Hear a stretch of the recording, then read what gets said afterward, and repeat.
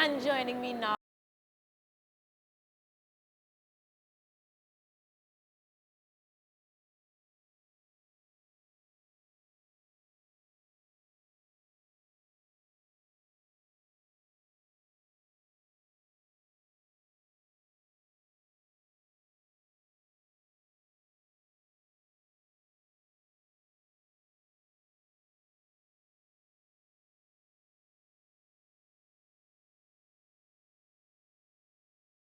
And joining me now.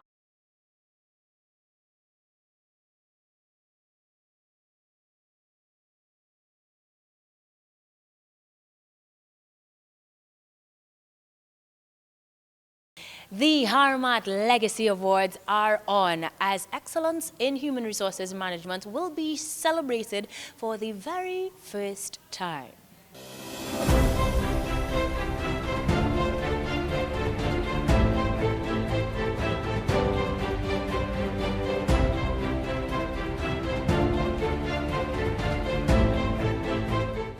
This evening it is fitting that reward should be given to the visionaries and pioneers who had the perfect synergy, who used their God-given abilities to balance energies in perfect syncopation. When these storms of life rained on the workforce, HR became their umbrella and the storm chasers, living proof that this is not just another form of occupation, that truth be told. Looking at Cavell, HR have patience. 3 snaps and 1 clap to the trailblazers, to the ones who had an inner desire and sparked a flame and burned a new path, to the ones who became the fireflies, to the ones who became the northern star, the beacon of light. Tonight we shed light on those who paved the way for the future HR managers. The future of HR is not like an IG story that fades or fleet. HR is not a trend. HR is Ralph Lauren. HR is forever and a lifetime. So this evening, we need to salute the ones who became the tar and the steamrollers, who paved the way for a future generation. To me, HR is like a firefighter. HR always out in some fire. Often, they flip the script and they become the arsonists, and they burn away at everything that seems pessimistic.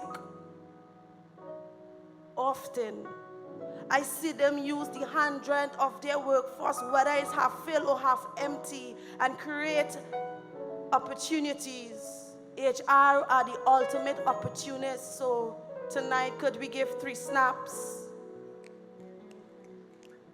and 1 clap to those who started this journey and unintentionally left a legacy?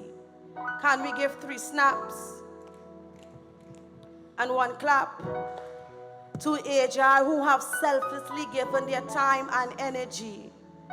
Human resource and the resource that is the workforce often reminds me of a love song whose melodies often needs to be reinforced. Thank you. A legacy is what we aim to leave. As the time goes by and change is never seen. Human resource is the key for what there must be to connect and unite in synergy. Weathering the storm, managing selflessly. Always at hand to resolve with dignity. Like twin flames reconnecting, positive souls uniting. That's what HR always aims to achieve.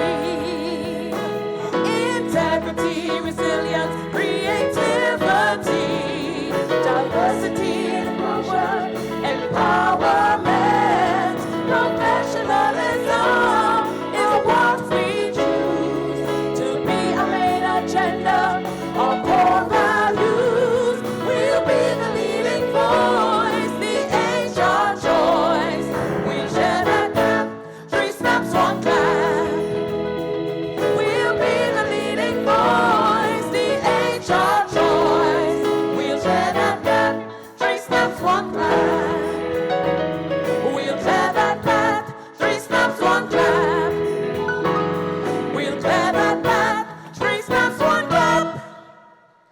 Ladies and gentlemen, please welcome your hosts for this evening, Ms. Hema Ramkisoon and Mr. Jerome Rome Priscilla. The Honourable Stephen McClashy, Minister of Labour. The Honourable Penelope Beckles-Robinson, Minister of Planning and Development. The Honourable Faris Al-Rawi, Minister of Rural Development and Local Government. Ms. Karina Cockburn, the Country Head of the IDB in Trinidad and Tobago. Ms. Cabell Joseph St. Omir, the President of HRMATT and members of the HRMATT Board of Directors. HRMATT founders, our inaugural awardees, sponsors, and their representatives, our distinguished guests, HRMATT members, our supporters, our friends, our family, members of the media, ladies and gentlemen. Good evening, and welcome to HRMATT's Legacy and Gala Awards 2022. I'm Hema Ramkisoon. And I'm Jerome Priscilla, also known as Rome, and no, I'm not here to sing about Annie's Poon. We are here for a different reason. I'm here alongside Hema, and we are live on TTT, honoring the men and women who have, through their profession, brought excellence, innovation, and national development to Trinidad and Tobago. Ladies and gentlemen, before we officially start our proceedings, let's give a hand or a round of applause to our spoken word artist, Zakia Gill, for opening this segment on this wonderful event. And we also thank Lois Lewis and her band, Segway. You all make some noise for the band. For both providing us with entertainment while we had dinner and the rendition of this evening's theme song, again, written for this evening, HRMATT has their own song? They do. I hope you learned the words. What? It means before the end of the night, Jerome is definitely going to, you're going to ad-lib a little bit on that? Yeah. We're waiting on that one for sure. Ladies and gentlemen, there's no doubt that over the last 3 decades, that the Human Resource Management Association of Trinidad and Tobago, our beloved HRMATT, has become synonymous with people development, both within the profession and as well as part of the national developmental landscape. This is as a result of the men and women who continue to make sterling contributions and pioneering work, investing time and effort to establish industry best practice and be advocates for change. So this evening, we pay tribute. We're paying tribute, we're celebrating, we're having a good time, we're networking. We're here at the beautiful Hyatt Regency Hotel. And as we recognize HRMATT's 20th anniversary, we recognize excellence in the field of human resources and people development across the public, private, and non-governmental sectors for individual contributors, teams, as well as organizations. Before we directly reveal the most outstanding awardee in their respective fields, let us welcome the lady that put this together with her entire team. Make some noise as we welcome Cabell Joseph St. Omer, President, HRMATT. A very good evening to the Honourable Stephen McClashy, Minister of Labour, the Honourable Penelope Beckles-Robinson, Minister of Planning and Development, Ms. Karina Cockburn, Country Head for the IDB in Trinidad and Tobago, the members and board members in particular of HRMATT, all represented here today, HRMATT founders, inaugural awardees, sponsor representatives, distinguished guests, HRMATT members, supporters and friends, members of the media, ladies and gentlemen, a warm greetings to everyone. Even on this rainy day, I'm bringing you warm greetings. I heartily welcome you to HRMATT's, and that is the Human Resource Management Association of Trinidad and Tobago, inaugural HR Legacy Awards. This is an occasion of joy for all of us. We come together for celebrating on this auspicious day. It goes without saying that it is our hope that this award ceremony becomes a most treasured occasion for all people managers, advocates, human capital developers, as it provides us with the opportunity to reflect on the preceding year, address the whole community, and all of you are here today with us, and share the achievements, success, and plans of our association for the years to come. I am honored to be here with you tonight for the HR Legacy Awards 2022 presentation ceremony. I would like first to offer my warmest congratulations to the winners of these prestigious awards this evening.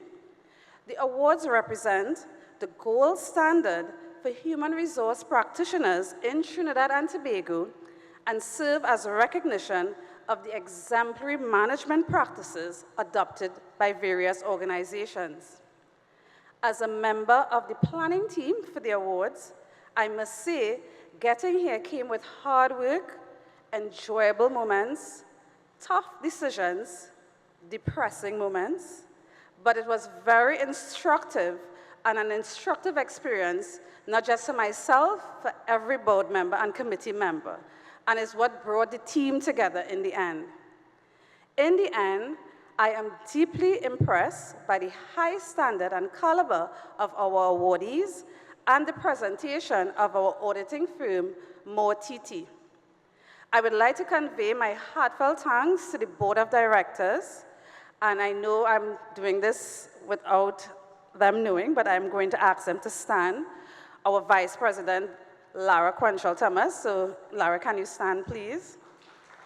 Our Secretary, Sarah Arno. Sarah, I'm not seeing her, so stand, please, and wave. Our Treasurer, Antonia Ferrier, can you stand and wave, please?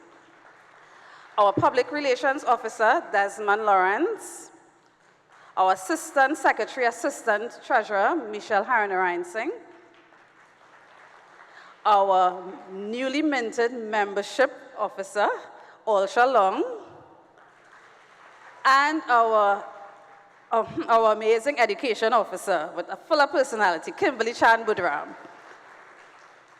These are your hardworking board members, and we've worked tirelessly to ensure that these awards and staging of these awards will be meaningful and significant. For over 3 decades, HRMATT has been dedicated to promoting continuous learning as well as facilitating mutual exchange and collaboration in human resource management. The association has been a driving force in uplifting the professionalism and competence of human resource practitioners. HRMATT is also a valued and long-term partner with the government, and in particular, the Ministry of Labor. We will continue to join hands in promoting good people management practices for the well-being of our working population and the sustainable economic development of Trinidad and Tobago. The adoption of excellent human resource practices make perfect business sense. In a knowledge-based and highly skilled economy such as ours, an organization's ability to attract and maintain a talented and committed workforce is the key to business success. With the present labor market situation, with also the win for talent and the race for talent, not only must we concern ourselves with terms and conditions of employment, but it must also be competitive, fair, and employment policies and practices have to also be people-oriented. And it is for these reasons we wanted to take the time to celebrate our profession and the people and organizations who are creating and fostering a cheerful and dedicated workforce. It is an exciting time for HR and all people managers. I know for all of you who choose to celebrate with us this evening, you are indeed proud to be a member of this community, and we are very pleased to have you and your unwavering support in our endeavors going forward. To our founders, without you, there would be no HRMATT. To all past presidents, past board members, past committee members, when I consider your contributions to HRMATT, I cannot help but think about this quote. Excellence is never an accident. It is always the result of high intention, sincere effort, and intelligent execution. It represents the wise choice of many alternatives. Choice, not chance, determines your destiny. These are the words of Aristotle. What is beyond dispute is what we observe and love about HR and HRMATT in particular today. It is based on excellent contributions of all persons that have gone before and that are working today in the spirit of volunteerism. Tonight, utilizing this medium of the Legacy Awards, we salute all of you. In closing, I would like to share with you another quote from the renowned scientist Albert Einstein. He said, "Life is like riding a bicycle. To keep your balance, you must keep moving." We reflect on HRMATT's legacy with deep pride, love, and admiration for those who contributed to building it. We also recognize that we must keep moving forward. I hope that we can continue to do this together by advocating and sharing innovative ideas and exemplary practices like those recognized this evening through the HR Legacy Awards. Getting an award is always humbling. It puts extra weight on the shoulders as you need to live up to that reputation. Also, to all those awardees, know that HRMATT will be calling on you in some point in the near future, so don't think you're just getting the award and running away this evening, right? Some words for the HR fraternity. Think big. I think that classical organizational composition will work in today's times. The most progressive companies in the world are looking at things very differently. We need to deliver better. We need to think differently. HR's fundamental ability is to be able to contribute to the inclusion exercise as well as the exclusion exercise. HR leaders must move away from being order executioners to agenda setters. I do not see every HR professional being able to break through the glass ceiling of expectations, but those who do are really going to be big movers and shakers to our discipline going forward. And the opportunities are there, but we have to be more self-assured because at the end of the day, the most difficult function in any organization is human resources. There are multitudes of opinions and perspectives which are to be dealt with while keeping your head on your shoulders. You need to advise leadership and the board to do what is right, and that can be a very difficult job. We remind you that HRMATT is here to assist as we maximize multiple stakeholder value to create mutual balance. We promise that we will continue to shine a light on the current and future HR issues.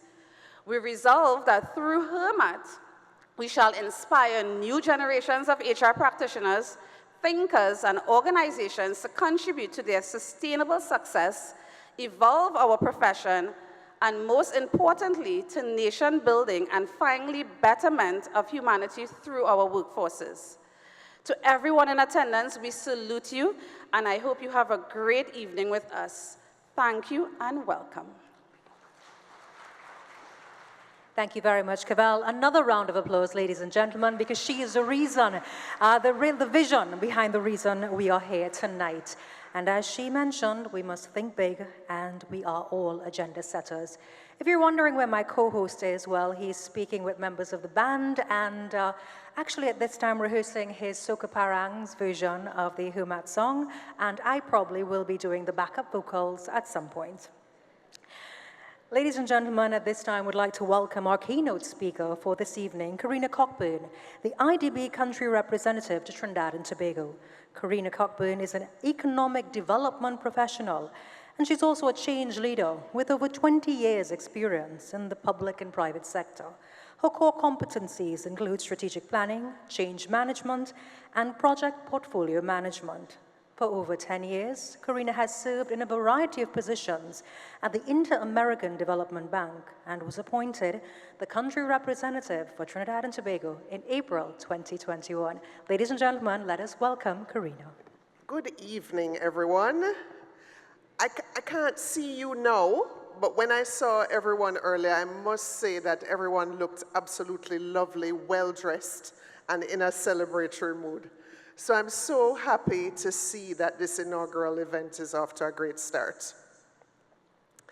In the interest of time, and I know that we're on a live broadcast as well, I'd like to treat all protocols as observed, but still acknowledge the presence of the Honorable Stephen McClashy, Minister of Labour, the Honorable Penelope Beckles Robinson, Minister of Planning and Development and Governor of the organization that I represent, the IDB, and Mr. Robinson, as well as the awardees, HRMATT founders, members of the board and executive, other distinguished guests, and members of the media. I am truly honored to be able to join you today for this auspicious event. I'd like to start by commending HRMATT for recognizing those that have contributed significantly to the industry. As HR professionals, you would know that it is always fitting to affirm, appreciate, and acknowledge the trailblazers and those who have helped others to grow and develop to reach their full potential. I'd like to add my voice of congratulations to the awardees this evening. While I'm not an HR professional per se, I have had the opportunity to manage people and teams across the Inter-American Development Bank for many years.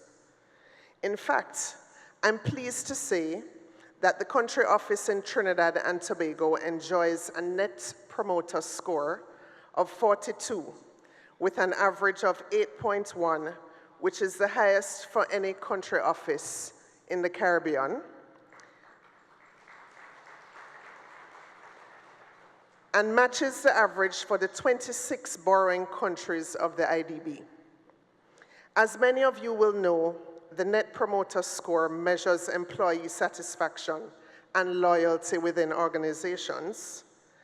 According to Peakon, the company which conducted the survey which led to that score being assessed in July 2022, this puts the TT country office of the IDB in the top 25% of financial market entities. There is, of course, more work to be done in our office, particularly on wellness, equality between staff and consultants, and compensation. That's always the tough one. Moreover, important considerations should drive our HR management policies, such as developments related to the future of work post-pandemic, the impact of technology, and the diversity, equity, inclusion, and belonging imperative. In relation to the future of work, important trends have emerged.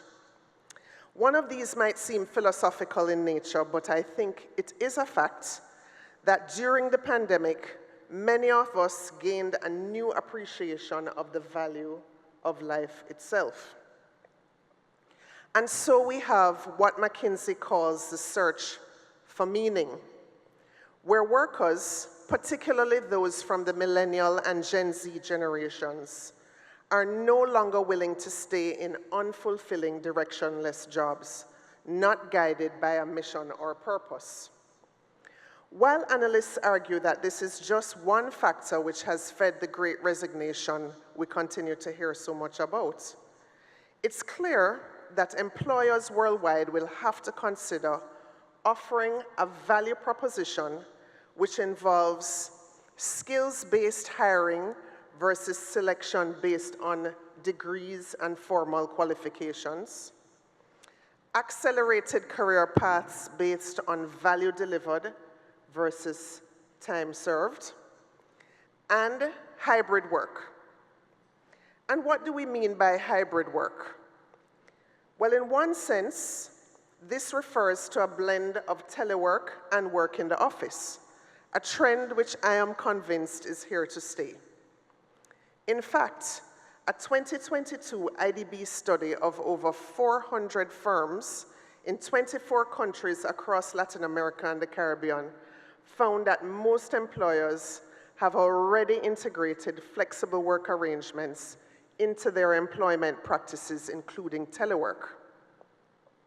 According to the study, in LAC, flexible work is highest in Chile, Peru, Costa Rica, Barbados, and Mexico.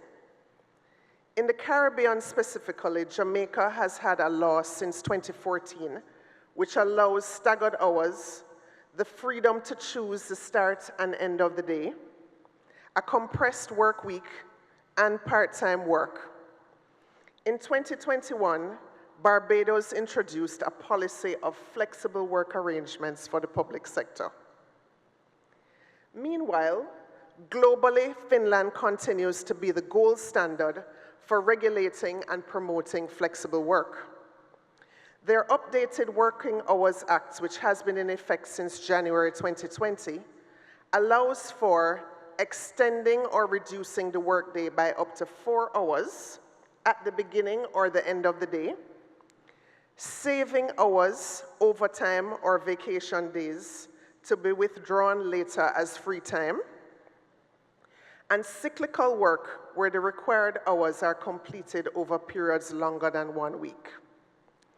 It is interesting to note that in 2022, Finland was once again chosen as the happiest country in the world for the 5th consecutive year, according to the World Happiness Report. I wonder if there is a connection. And in the latest example of flexibility, the UK and other countries are piloting the 4-day work week, which so far appears to be working out very well. I can't wait for that to become the norm. In the IDB, we have employed flexible work arrangements for many years. Consequently, during the pandemic, it was easier to pivot to full telework. Looking ahead, there has been an explicit HR policy decision within our organization to utilize a hybrid format with an indicative schedule of 8 days a month in the office to be measured monthly.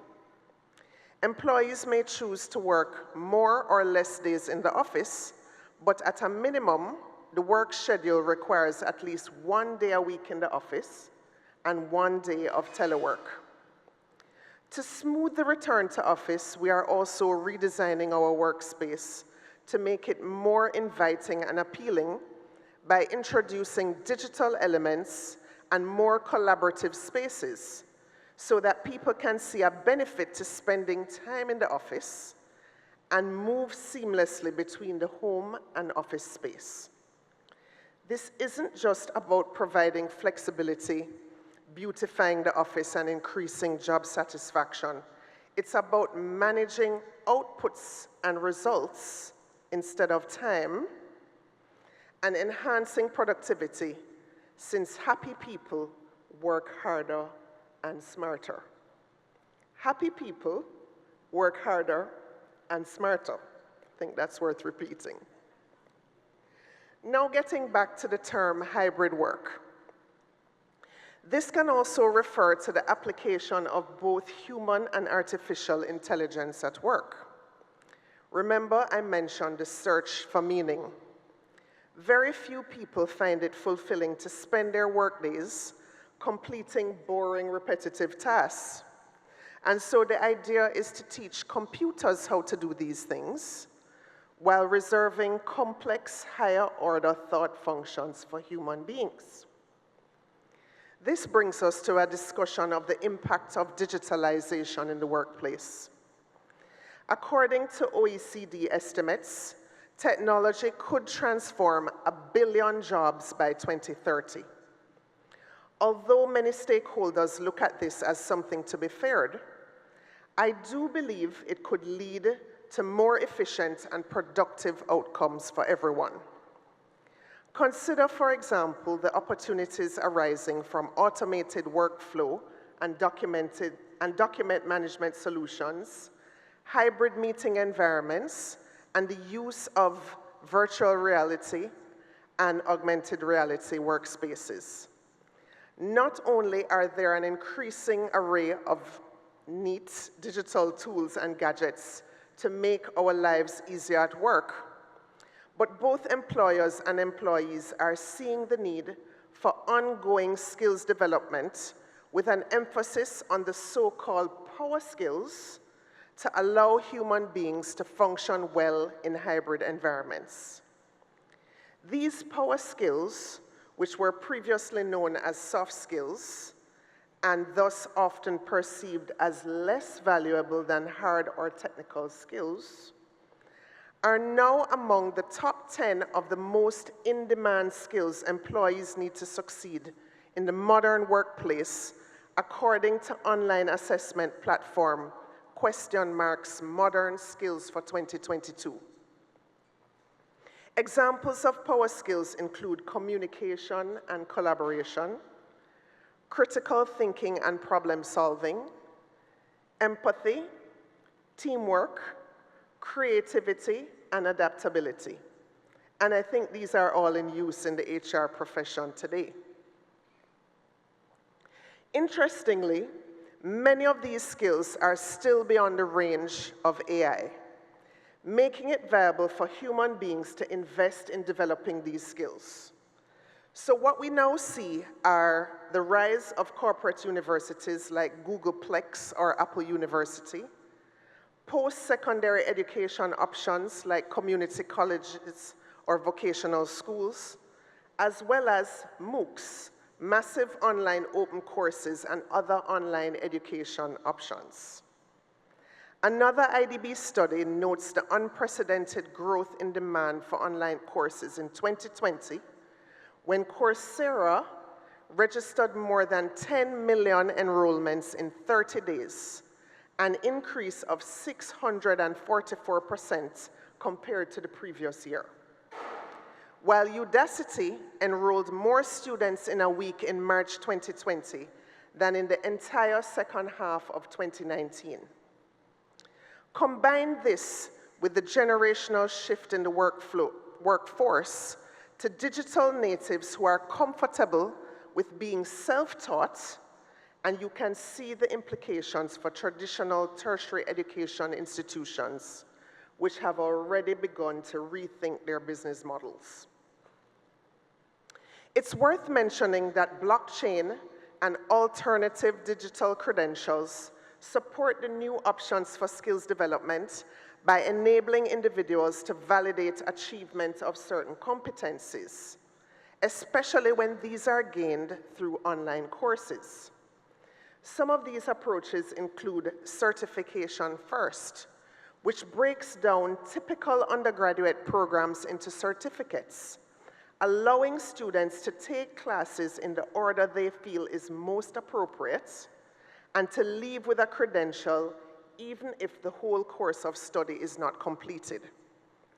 A stackable credential, meanwhile, allows for the accumulation of certificates and credentials in different skill areas, thus allowing individuals to customize their skill sets.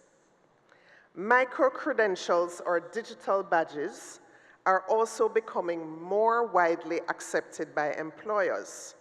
For example, badges for agile project management, stakeholder engagement, or digital transformation in the public sector. At the IDB, we are in the process of introducing AI to fiduciary processes, including financial and procurement management. Some administrative, budgeting, accounting, and operations reporting processes are also being automated. Since July of this year, we have been experimenting with the use of a metaverse platform called VR Park and have hosted a number of meetings and other events there, including an art exhibit. This has helped us to obtain important feedback from digital natives and to introduce many of our stakeholders to the metaverse in a non-threatening way. In addition, we have our own corporate university known as INDES, the Inter-American Institute for Economic and Social Development, now more popularly known as IDB Academy, which offers skills training, MOOCs, and digital badges to employees and clients. Power skills are included in every job description and are a key consideration in any hiring process in the IDB. Another critical requirement for recruitment is the management of unconscious bias and diversity, equity, inclusion, and belonging. The management of DEI and B issues has become a fundamental issue for the modern organization. While I'm sure we have all heard about the importance of DEI in the workplace, which involves ensuring that the workforce reflects a variety of genders, ethnicities, socioeconomic groups, sexual orientations, and so on, who are provided with an equal opportunity to succeed and are meaningfully engaged in dialogue and decision-making. We may not have heard so much about belonging, which is a relatively new concept. Belonging occurs when diversity, equity, and inclusion has been achieved, and employees also feel they have a right to be present in the organization alongside other groups. The benefits of effectively managing DEI are well documented and include enhanced decision-making, improved employee engagement and retention, increased innovation, and higher productivity. A simple internet search yields the following data. According to Deloitte, diverse companies enjoy 2.3 times higher cash flow per employee. Gartner found that inclusive teams improve team performance by up to 30% in high diversity environments. In a BCG study, companies with diverse management teams had a 19% increase in revenue compared to their less diverse counterparts. The Harvard Business Review found that more diverse companies report 19% higher revenue. A McKinsey report states that every 10% increase in the racial and ethnic diversity of a business's senior executive team leads to a 0.8% increase in earnings. But DEI and B is a multifaceted issue. For DEI and B initiatives to succeed, organizations have to put resources behind it. Actions could include ongoing training and sensitization efforts, consistent measurement of performance against targets in this area based on reporting and surveys, recognition and reward programs which incentivize managers and employees to embrace diversity, functional feedback mechanisms which allow for anonymity to help create a feeling of psychological safety and trust where people feel it's okay to speak up about whatever is bothering them, and support for employee networks to help like-minded people connect and feel more comfortable. Wow, it's a lot. So what are we doing at the IDB in this area? We have created a senior role supported by a team to drive the DEI and B agenda within the institution.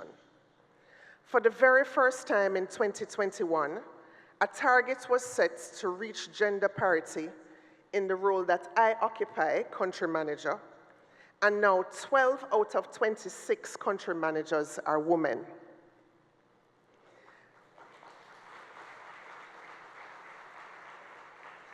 I'll mention that I'm the only black one and the only Caribbean one, but that's okay.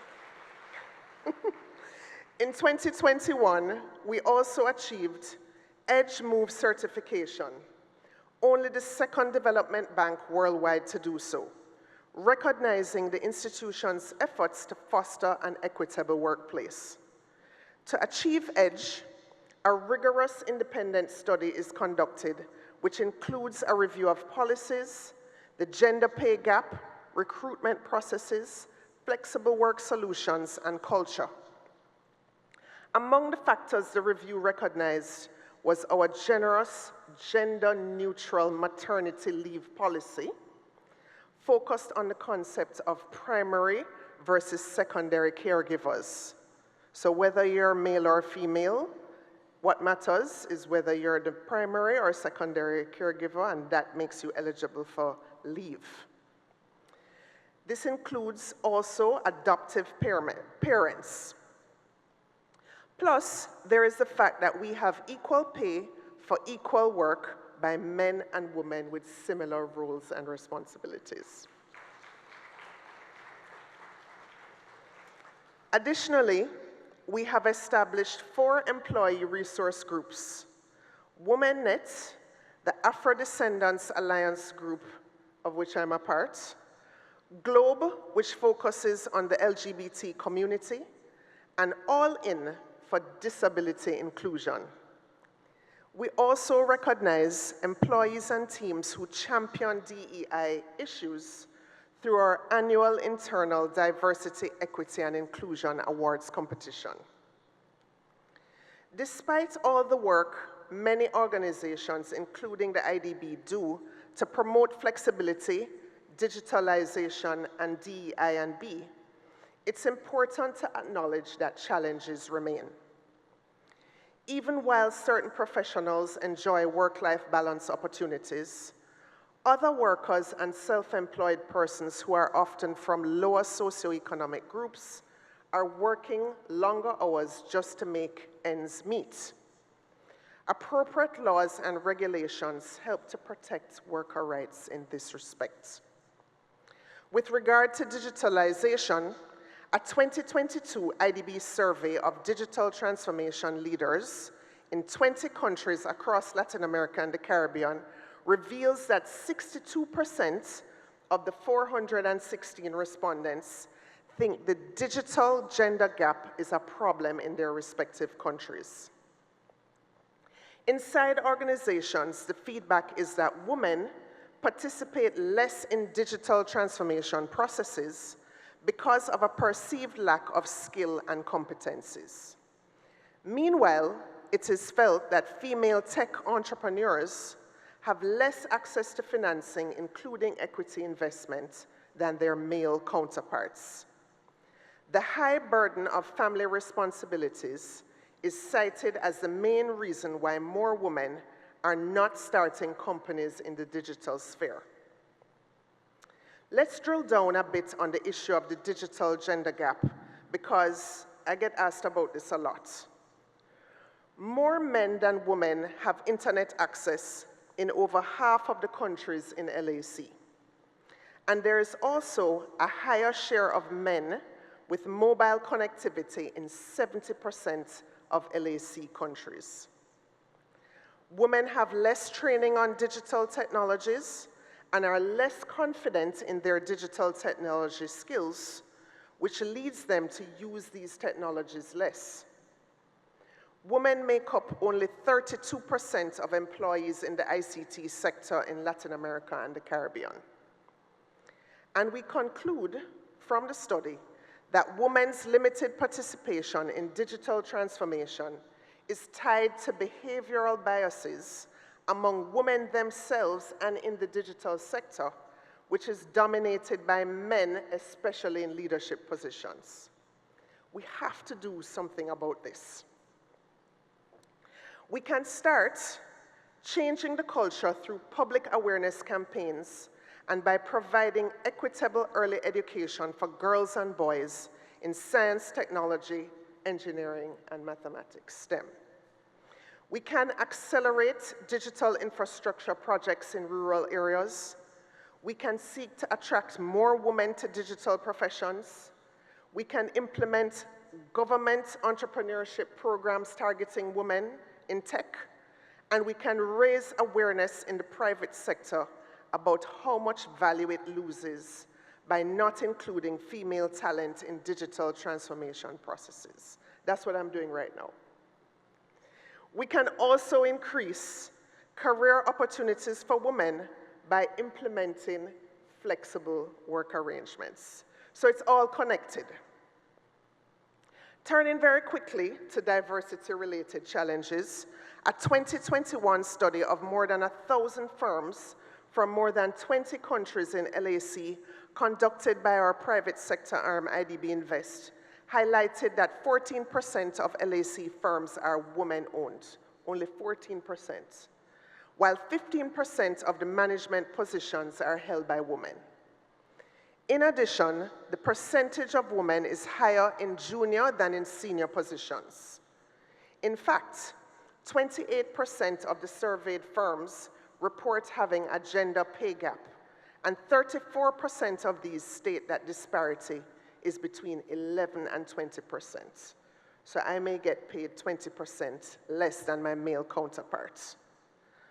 Of course, diversity issues don't only relate to gender. I mentioned a lot of other underrepresented groups. But I just want to mention people with disabilities who are among the most underrepresented of all the groups. The World Bank estimates that there are some 85 million people living with some kind of disability in Latin America and the Caribbean. The population of LAC is also aging rapidly and expected to triple. The population over 60 is expected to triple to 196 million people by 2050, which contributes in turn to the number of people with disabilities.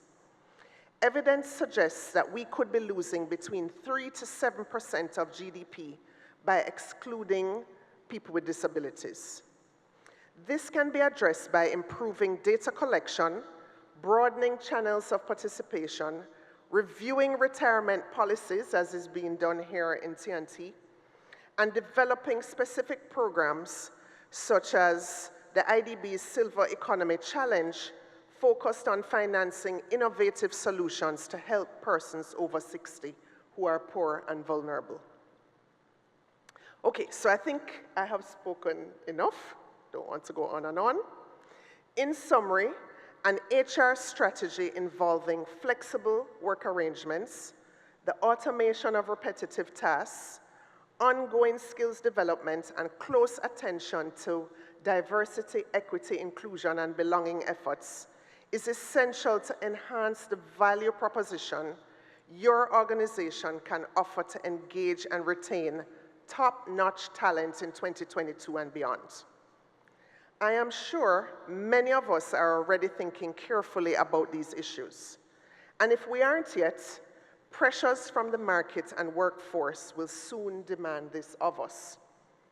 With the government's digital transformation agenda gaining broad support from the private sector, civil society, and other actors like the bank, and the sophisticated level of skills and experience at the leadership level here in TNT, I have no doubt that we will be up to the task of preparing our organizations for the future of work. Ladies and gentlemen, I appreciated very much the opportunity to share these thoughts with you and to highlight some of the ongoing work the IDB is doing in this area, both in terms of research and our internal management processes. I hope that you share my optimism for the future and positive outlook for human capital management in TNT and across Latin America and the Caribbean. Congrats again to this evening's awardees and to HRMATT on 3 decades of contribution to the development of people in Trinidad and Tobago.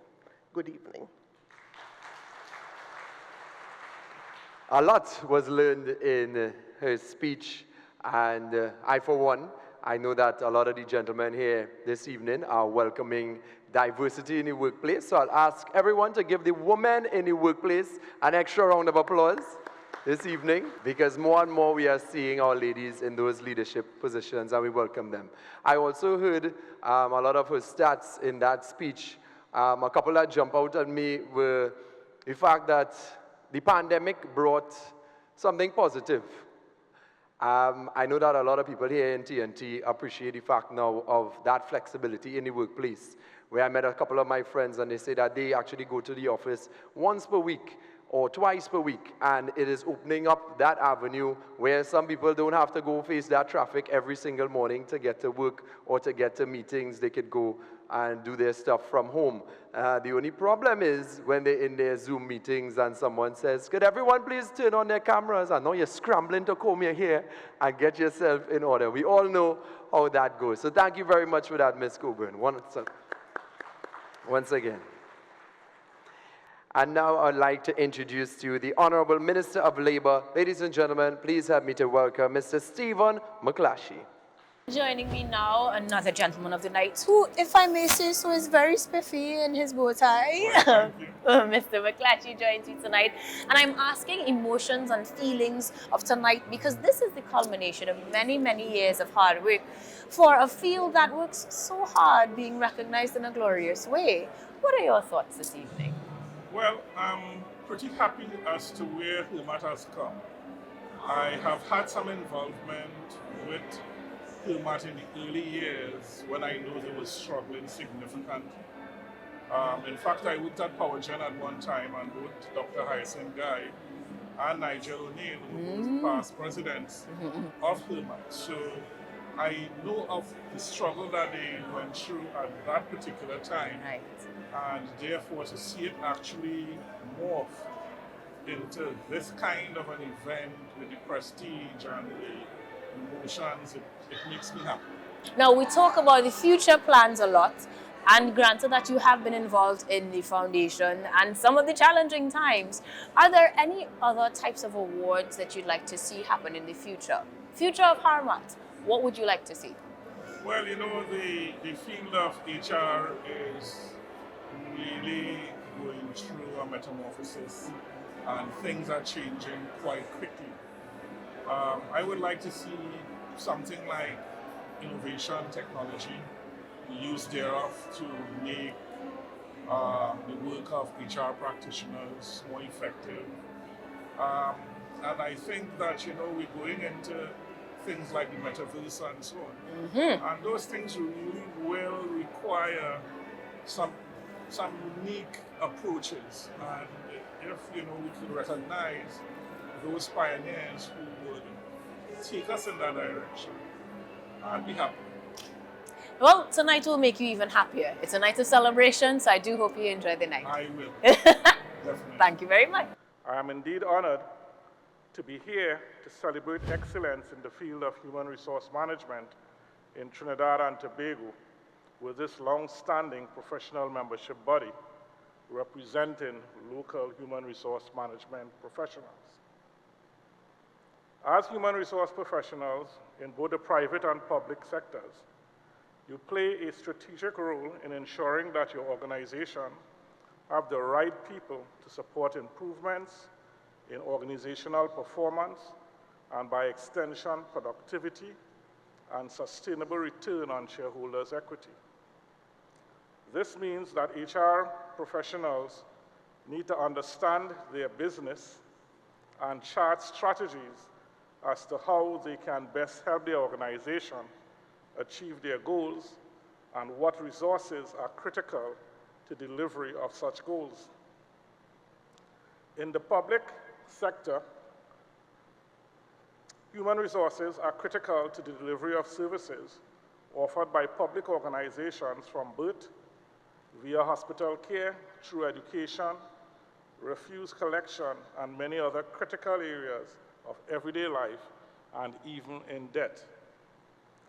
Given the economic climate, not only locally, but regionally and internationally, there is a significant role that you as HR professionals play in ensuring that organizations, both in the public and private sectors, positively contribute to the success of the enterprise.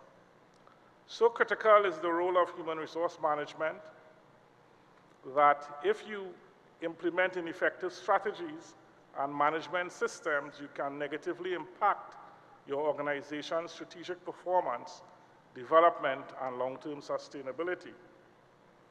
HR professionals are required to strategically manage the human resources in the organization by safeguarding and ensuring the interests of the employer while understanding and addressing the professional, psychological, and everyday reality and concerns of staff.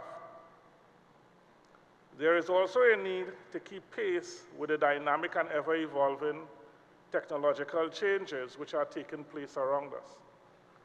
The human resource management industry is evolving in many ways from a more efficient hybrid work model to the metaverse. And you heard a whole lot of some of the detail from our keynote speaker. I note that from my own readings that human resource management is no longer a recruitment, training, industrial relations, and benefit processing unit, but now can be seen as an integral part of the business enterprise, without which organizations will be less efficient, less productive, and may be a hindrance rather than a help.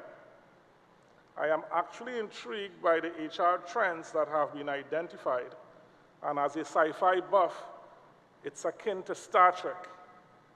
I list some of those trends: setting hybrid work models for collaboration, human leadership, people analytics, working in the metaverse, change management, the transition from employee well-being to healthy organizations, and of course, diversity, equity, and inclusion. Clearly, you have your work cut out for you today and into the future. I understand and appreciate that converting these trends into reality and convincing your shareholders of their benefits may be easier said than done, but that's the job. Shifting mindsets from hard walls to remote work and getting executives to shift from management to leadership are but two items that you struggle with daily. So to even start talking about the metaverse will be challenging. People wouldn't even know what you're talking about. But you know what? Someone has to champion it, do it, and live it. And that is you.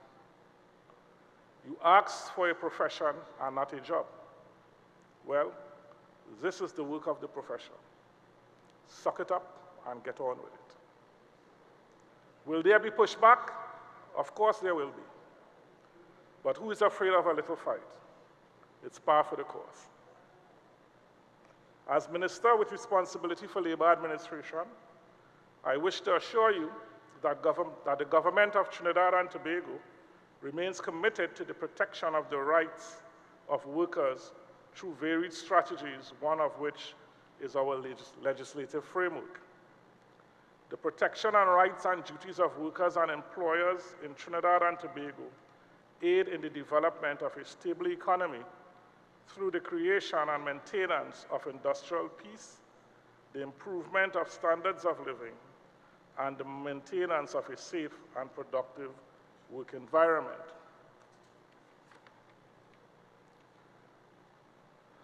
Ladies and gentlemen, honored guests, I wish to congratulate the Human Resource Management Association of Trinidad and Tobago on their contributions and unwavering commitment towards helping your members find their legacy in the field of human resource. These awards are powerful reminders of your dedication and hard work, which allowed your respective organizations to achieve the highest standard of excellence, and by extension, supporting Trinidad and Tobago in improving its capabilities to compete in the world market. When vision, determination, and dedication are harnessed to perfection, this type of excellence is possible. Today, we salute the human resource professionals and HRMATT for your commitment to service and outstanding performance. Your invaluable contribution has not gone unnoticed. I urge you to continue to partner with the government as we work together to develop a competent and robust workforce to strengthen and improve productivity in Trinidad and Tobago. In closing, I wish to extend my hearty congratulations to all awardees this evening for a job well done. I look forward to your continued contributions to the human resource landscape of Trinidad and Tobago, and wish you many more successful initiatives in the future. I thank you. And ladies and gentlemen, we now will hear from a member of Audit More TT. So let's welcome one of their representatives. Good evening all protocols observed. I will be very short. So our firm, More Trinidad and Tobago, we were charged with the responsibilities of assessing all the nominations for the awardees tonight. We took great joy in this actual process. It was really something to see a lot of amazing people doing incredible work within your industry. Our process entailed looking at going through all those nominations, and of course, we are accountants and auditors, so of course there must be spreadsheets. Of course, we would have gone through all of the criteria for each different category in terms of learning and development, transformation, advocacy. And we would have looked at all of those. We would have had a panel of people, including myself, our HR partner as well. And we would have done a weighted average.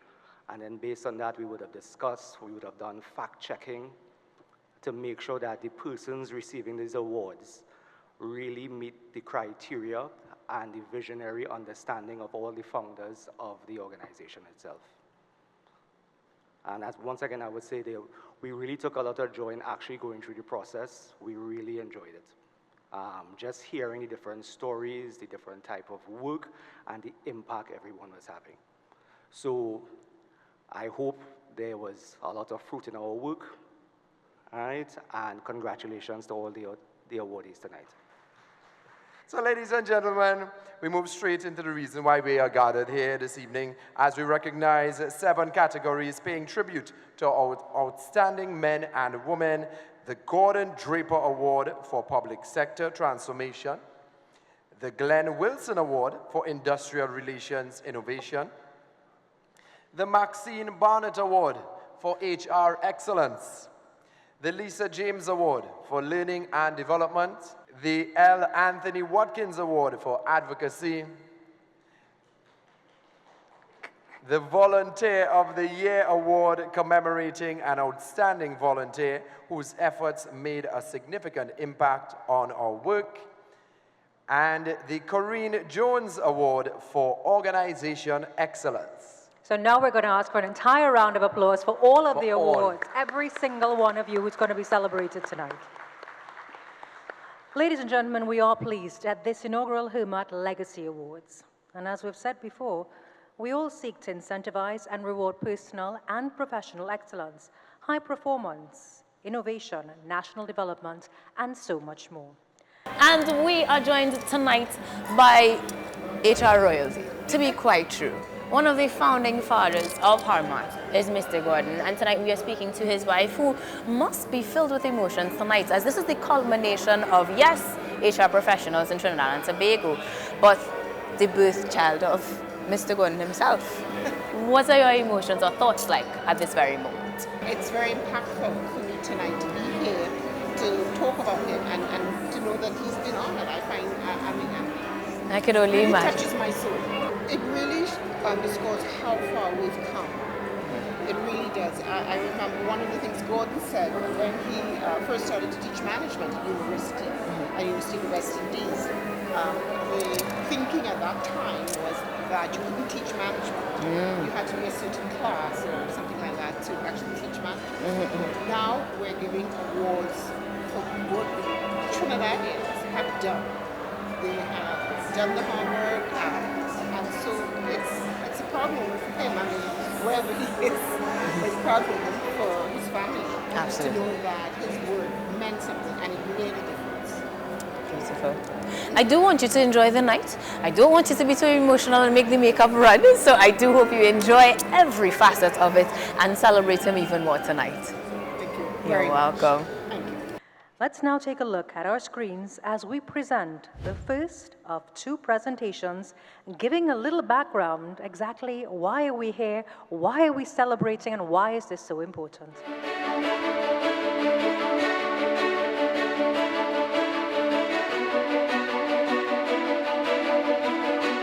Gordon Draper, Gordon was a treasure trove of ideas. It was wonderful to sit with Gordon and to hear him just talk about things that he envisaged. Yes, HRMATT was born. The idea of HRMATT came with both of us sitting in his office and just discussing a way forward for HR professionals. Similarly, sitting in his office, both of us again, the idea of an institute of business where people can go and study business and understand how business works, including HR professionals. That too was his brainchild. What people now know it as Arthur Lockjack School of Business, and I think he's been recognized for it. There's a whole area that has been named after him in the actual physical building. But it started as the Institute of Business, or what we affectionately call the IOB.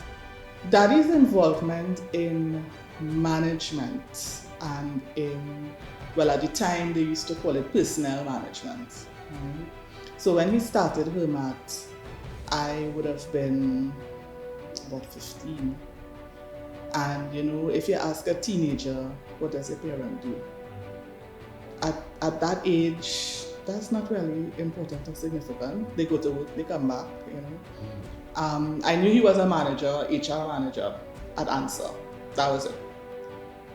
But then he started talking about this project, that he was involved in, this project that he was working on with some of his colleagues to bring HR more into the forefront, to make it one of those professions that people would aspire to be a part of.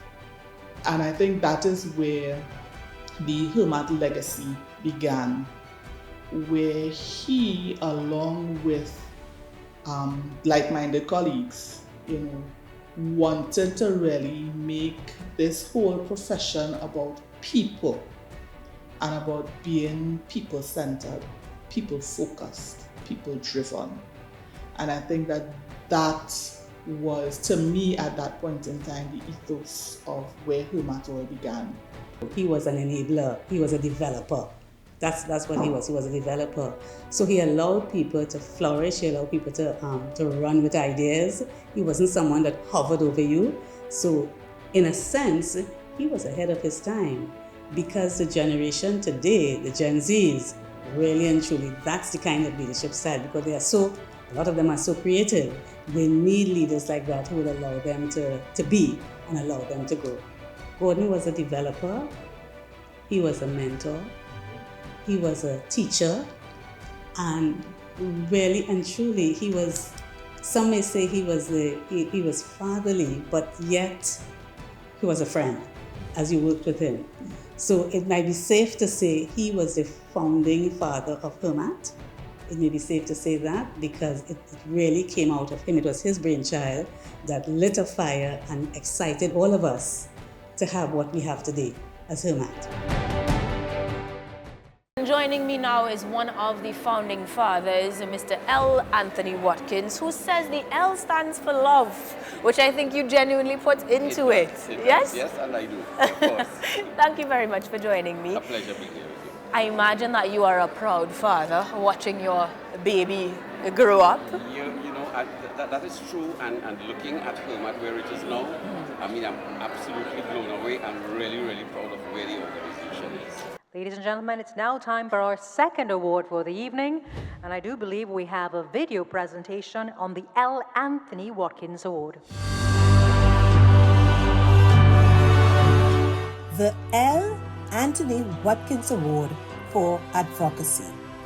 This award is given to the established individual or non-governmental organization who champions employee and human rights, including but not limited to equal opportunity, childcare and family life support, rights and opportunities for vulnerable and marginalized groups, and/or environmental sustainability and its impact on people. This awardee championed gender-based rights through their consultation on various policies and publications, facilitation of forums and symposiums on gender equality, gender-based violence, and childcare solutions at work. The award goes to... The award for the L. Anthony Watkins for this evening Well, that award goes to the Association of Female Executives of Trinidad and Tobago. Let's hear it both for Mr. Watkins and also the representative from the association.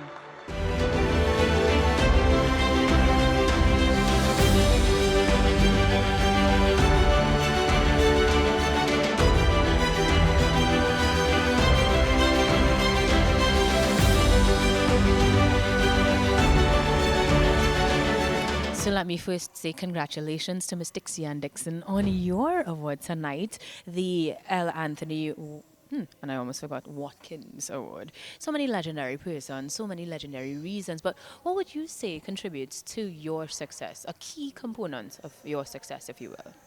Well, a key component of my success, well, I really have to say on behalf of the Association of Film Executives, because it's a really great team that come together as a board, our current board of directors, and even our past presidents and board who would have actually put in all the work, and we would have built on their legacy. I would say really advocacy. We have been championing the cause for women, advancement in women in the workplace, enabling women, to have a more enabling environment, and to really lobby for women and issues that impact women and young girls. Well done, ladies. Congratulations again and enjoy the rest of your night. Oh, thank you very much. Ladies and gentlemen, please give a hearty round of applause for the family of Mr. Gordon Draper. And we would ask you to stay and join with us to present the second award. Definitely recognizing excellence and also the heritage of this organization. And my first gentleman of the night is none other than Mr. Glenn Wilson, or as he said, GW, another founding member of HRMATT, who is joining me this evening, and you must be proud. One of our objectives at the time was to set standards of excellence for HR. And this, in fact, validates the vision of our founder, our founding father, let me put it that way. Because we are all founders. Right. Our founding father, the esteemed Gordon Michael Draper. Let us say we are looking towards a 5-year future. What do you hope to see next? Well, I mean, I feel for the next generation of HR professionals, because there are some things on the horizon that will really change the face of the workplace. And they will have to treat with those things. We've already started. The issues of diversity and inclusion becoming more critical. And inclusion means everything. It's not just about race or ethnicity, it's about disability and how you treat with that. It's about gender issues. If we'll be allowed to use that word much longer. But a number of things that will really challenge all that we've known in the past. Robotics is coming, AI is here. Yes. So these things will really challenge us in the future. Well, before those challenges spoil the night, let us celebrate. And I thank you very much for joining us. I do hope you enjoyed the night, but thank you. Thank you very much. So our next award, the Glenn Wilson Award for Industrial Relations Innovation, Individual Award for Progressive Innovative Thinking in IR Practitioner or Trade Unionist. The Glenn Wilson Award for Industrial Relations Excellence recognizes the experienced and qualified IR professional and/or trade union leader in Trinidad and Tobago who is recognized by his or her peers as a subject matter expert and demonstrates innovation and forward-thinking perspective in IR. The winner of this award is consistently involved in the HR and IR fraternities via numerous articles and commentaries over the past 15 years. The awardee is also known for their high win rate in the industrial court and is a respected IR consultant, which recent landmark judgment has set a precedent within the fraternity. The award goes to... And the winner of the Glenn Wilson Award for Industrial Relations Excellence 2022 goes to Courtney McNeish.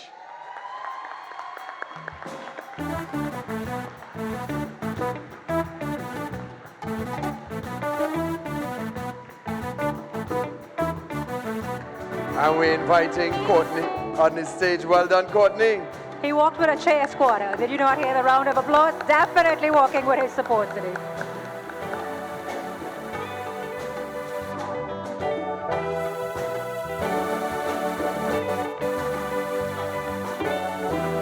And we invite Courtney to the microphone to say a few words.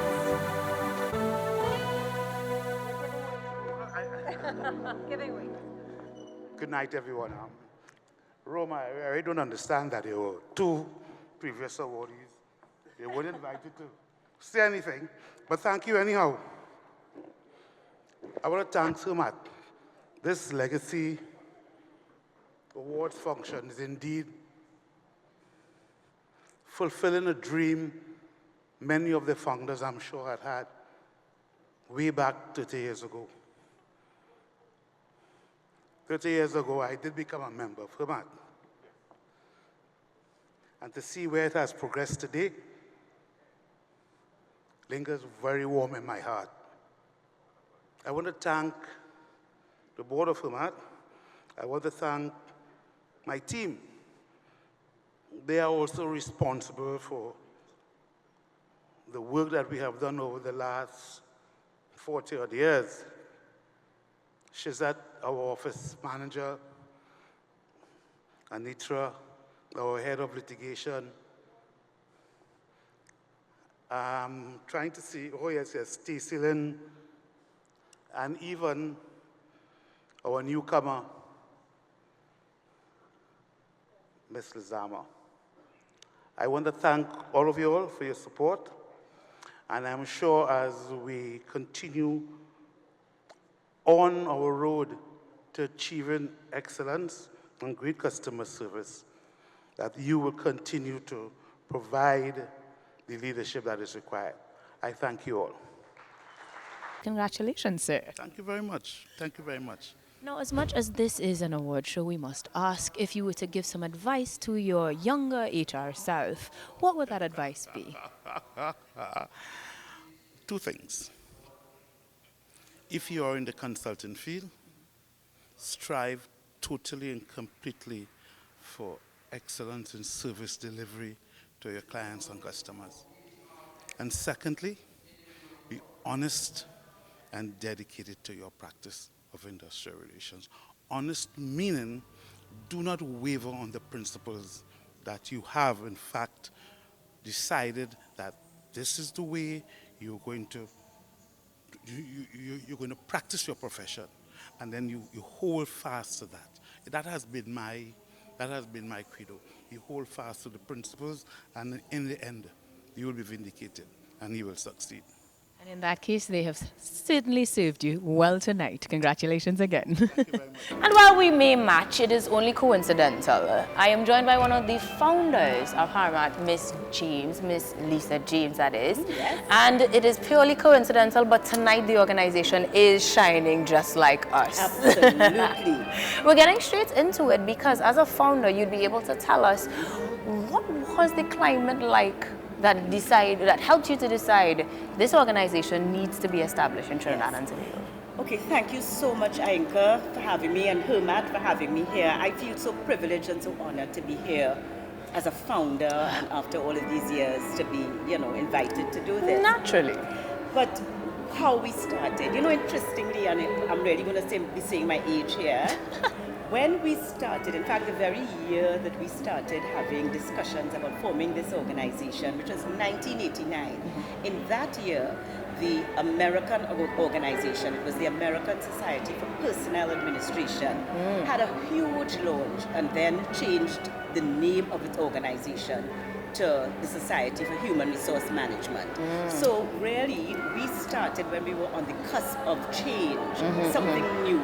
We were moving from the old personnel management, the administration and so on, to a far more dynamic, exciting, challenging, broader human resource management function. And so this is one of the things in starting that we really wanted to make that change and to show and to telegraph that change to people, that we were no longer this personnel management. Right. HR had been formed and taken its root. And so it was an exciting time, and for what was happening. And so we wanted to make sure that our members were well developed in terms of what was required of them in terms of this new HR thrust, but also we wanted the public to understand what this HR field was all about. And this certainly provided an avenue for us to do that. The Lisa James Award for Learning and Development spotlights the individual, team, or organization leading the way in innovative and impactful learning and development initiatives, techniques, and methodologies. The awardees work in L&D over the years would have strengthened institutional learning towards the advancement of organizational strategic goals. This awardee implemented learning and innovation in training program design and execution, with evidence of gains in areas such as tackling challenging workplace issues, implementing innovative organizational design and policies, changing the strategic direction of firms to build a more inclusive workplace. The winner of this award continues to implement innovative learning techniques in training program design and execution as evidenced by coaching and training seminars of their own creation, including but not limited to performance coaching and organizational development services. The award goes to... Well, I understand that a representative will be standing or collecting the award on the awardee's behalf.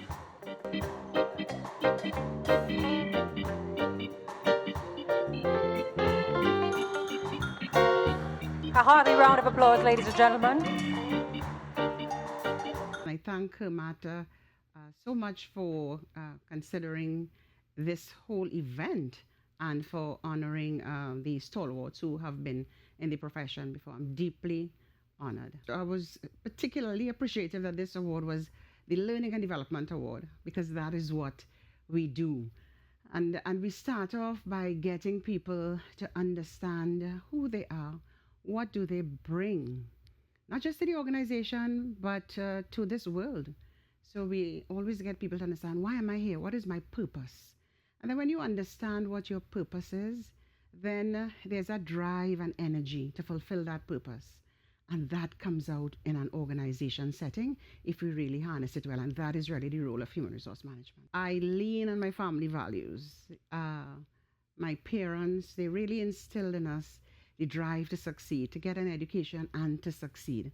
And all of the children in the family, we really pursue that, and I'm thankful to them for that. I learn from people and people learn from me, and I think that really has accounted to a large degree for my success. So, we come right back to that understanding one's purpose. Why am I here? What am I here to do? And how do I manifest and demonstrate that in the organization? Once you can get somebody to understand their purpose and how that purpose could be manifested in the organization, then that drive and energy to achieve is there. And it just comes naturally. The celebration just comes naturally. So, yes, we celebrate the success, but there is that intrinsic satisfaction from the person that I'm doing my best, I'm fulfilling my purpose, and I can continue going another day. And organizations want that. They want that drive and energy. So we celebrate because we must stop, mark the spot, get that people re-energized and go again. Congratulations goes out to Ms. Guy. And now we move to the Maxine Bonnet Award. So we invite Ms. Bonnet to come on the stage to distribute this award. This award is for HR Excellence, Individual Award for Professional Excellence. Tonight we celebrate HR professionals. What are your thoughts immediately? We really feel like proud parents tonight. Yes. Yes, we feel like proud parents because the child, which we co-created, birthed, 30-something years ago, just over 30 years ago, has now come of age. And we have watched, as we passed the baton, quite a few years ago we passed the baton, we have watched each set of children, Right. each board, they have literally taken the organization to new heights, but not losing sight of the original vision. And I'm looking forward to see who is going to be the body of the Maxine Barnett Award for HR Excellence. I'm excited about that. The Maxine Barnett Award for HR Excellence was awarded to that HR management professional with exceptional HR management experience and expertise. The awardee has demonstrated excellence in the many facets of HR through continuous improvement of themselves and the organizations in which they have served.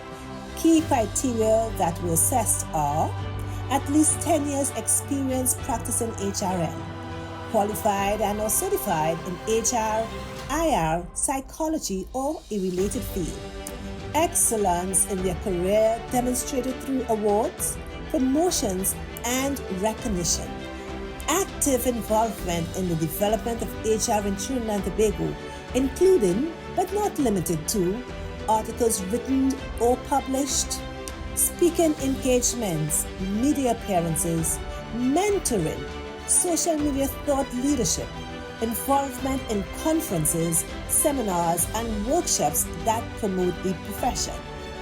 This awardee has progressed their stellar HR career through successive promotions up the ladder in the organization in which they work.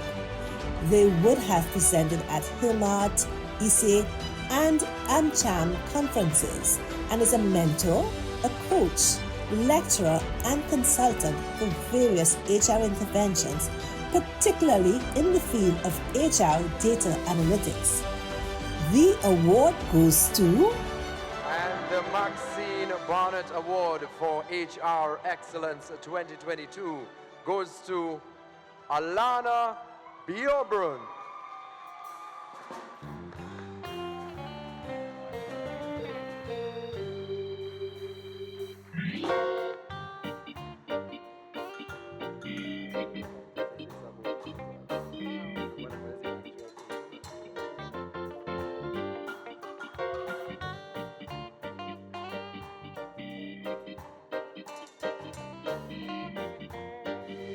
So very excited. Thank you. Thank you, HRMATT.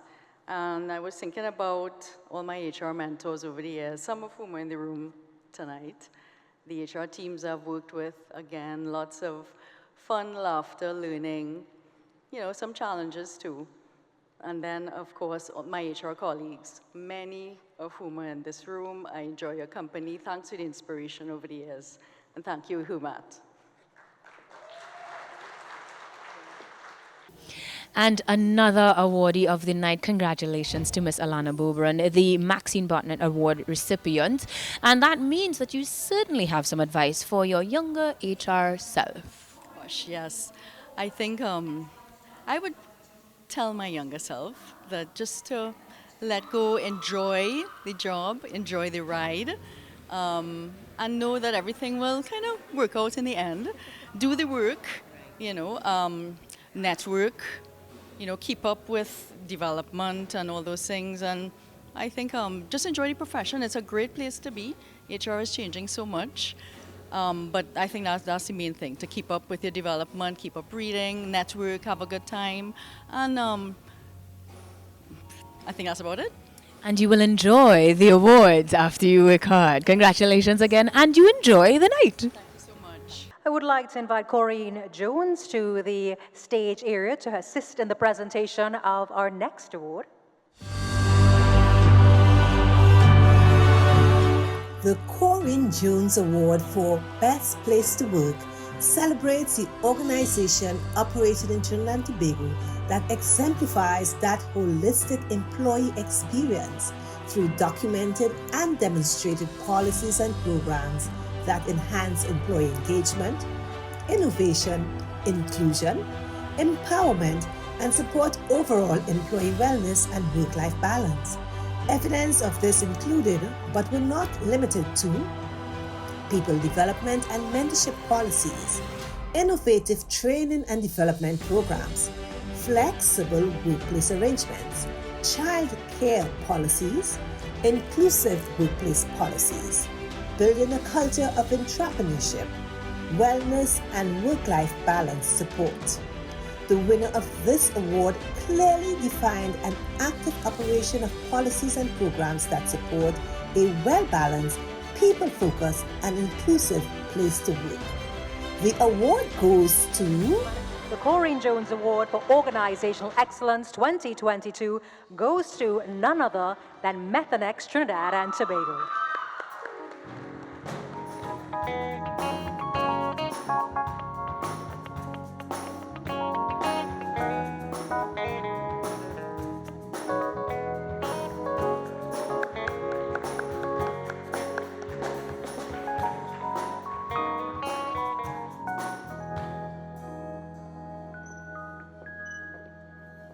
What an amazing honor. So on behalf of the Methanex table and the Methanex crew, this is for us.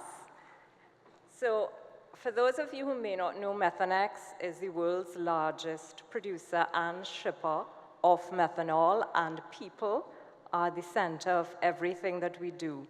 It is our culture, I think, that has allowed us to achieve this award, and this is centered on our core values, a responsible care ethic, learning and development, as well as a diverse and inclusive one team. Together, we create a different kind of energy. Thank you, HRMATT.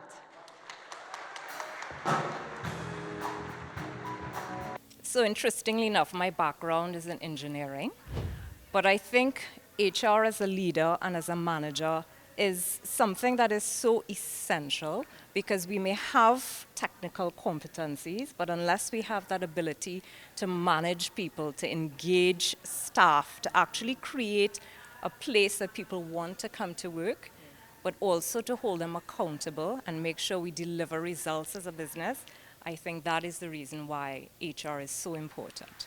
And in that case, enjoy the rest of the night. Congratulations to you and the team again. Enjoy. Congratulations again goes out to the Methanex team who came with their maxi load of supporters. Definitely. If you doubted that before, listen to the chair once again. So, ladies and gentlemen, our seventh and our final award, the very popular HRMATT Volunteer of the Year Award. HRMATT volunteers are the lifeblood of our organization. Without their dedication and commitment, the association would not be able to execute a wide range of programs and events to build HR in Trinidad and Tobago. With this award, we commemorate an outstanding volunteer whose efforts made a significant impact on our work. To present this award, I would like to welcome Ms. Cavell Joseph St. Omer to present this award. The HRMATT Award for Outstanding Volunteerism was open to all HRMATT financial members. The awardee would have been an active member of a HRMATT committee or special project team within the period January 2021 and September 2022, and would have made a significant contribution to the progress of the association through volunteering and participation in events and activities, including conferences and workshops. The awardee embodies HRMATT's values through stakeholder relationships and strategic alliances. The winner of the HRMATT Award for Outstanding Volunteerism is Elizabeth Gowasak.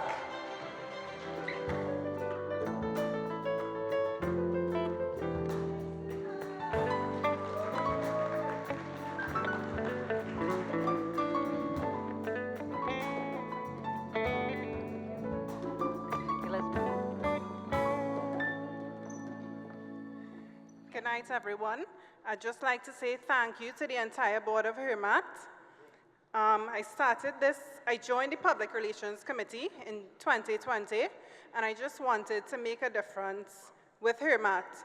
I specialize in marketing, and I wanted to help build their brand, design ads, manage social media, promote events, and this had led me to that.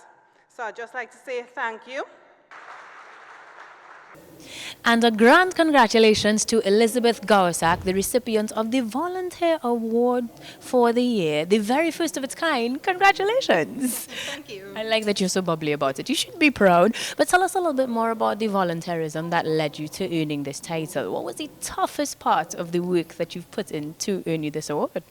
Okay, well, it was a lot of time and effort based on the full-time job that I'm currently employed in. And it's just based on the dedication and commitment to HRMATT. And I continue to do that.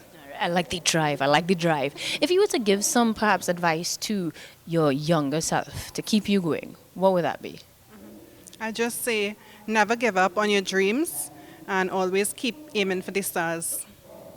And I'll let her shine on. Enjoy the rest of the night and congratulations again.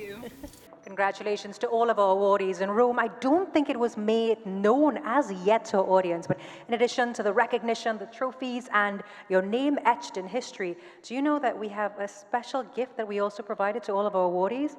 Which was what? Gen Care gave care packages to all of our awardees. I mean, everybody's also well taken care of. I can do it a pedicure myself. I also know that we have another video presentation in store for our audience as well. Ladies and gentlemen, I invite you once again to pay attention to all of the monitors. And this is a second video presentation. Well, I know we've had quite a few, but this one specifically recognizes the pillars of HRMATT. As I ponder on the word legacy in relation to HRMATT's Legacy Awards, I couldn't help but feel the enormity of what it truly means to leave a legacy. My own definition of legacy is leaving your mark for those coming after you to follow. As a calypso enthusiast myself, that made me reflect on the words of one of my favorite calypsonians, the Black Stallion, in his famous calypso, Caribbean Man. And I quote, "If we don't know from where we're coming, then we can't plan where we're going." He also said, "How could a man who don't know his roots form his own ideology?" And that was a eureka moment for me. So I salute HRMATT for following Stalin's philosophy by its efforts to recognize the contributions made by the organization's founding members while celebrating the accomplishments of current individuals. What that is saying is this: if we understand the journey that the HR profession has taken, then we will better appreciate the path that will take it into the future. I want to congratulate HRMATT on this initiative to celebrate the founders of HRMATT and to launch these legacy awards. This has really propelled the profession into the forefront, and I think anybody who is in the field today will feel so proud to be a human resource professional at this time and to be part of what is happening in HRMATT. HRMATT played a key role in the development of my career. I joined the association early. I wasn't one of the founding members, but I came in soon thereafter, and I met other like-minded professionals. And I think that was the value for me, the networking and being with people who had an interest in the field and who were interested in developing it. And in developing the field, you also developed yourself. There's an ancient expression, Chinese I believe, that if you want to go fast, go alone, but if you want to go far, go together. And that's exactly what HRMATT has done. HRMATT has come so far because we've worked together. We have built a collaboration, a partnership of HR professionals across industries and sectors at all levels of their profession. And so it's only right and proper that our legacy of excellence must be celebrated. It's so important for us to stop and take a moment and recognize those on whose shoulders we stand. So I think that the organization has shown great foresight in creating a space like the Legacy Awards where we can honor those who had the vision of creating an association for what is a very remarkable profession. We're very fortunate to be HR professionals. We've put the time in, we've put the effort in. Now is a chance for us to sit back and celebrate and pat ourselves on the back and celebrate our colleagues and our comrades, and really to celebrate those who went before us and built this profession. You know, HR has come a really long way, from personnel administration to strategic partners. HR professionals are now a force to be reckoned with across industries and across organizations. And the pandemic really tested our mettle, I think, like never before. But we rose to the challenge. We have proven our worth. And so now it's time for us to celebrate. And now we'll also like to welcome back on our stage the family of Mr. Gordon Draper for us to do this award presentation the right way. And we would also like to invite Mrs. Roberts to come receive this award from the family of Mr. Draper. The Gordon Draper Award for Transformation was open to public sector leaders, civil servants, permanent secretaries in Trinidad and Tobago with at least 10 years professional experience in the public sector and are trained in human resources, industrial relations, or organizational development and design, demonstrated innovation, transformation for the public good, and improved ease of doing business. Recognized by their peers as a transformative leader, focused on improving the public sector with a strategic and people-centric approach. This awardee was selected for their commitment to the public sector and has shown growth within their career consistently within the public sector, has revitalized their organization through building strategic partnerships, and has taken the time to implement people-centered procedures and training. The award goes to... The winner is Mr. David Roberts, and collecting on his behalf, his wife, Mrs. Roberts.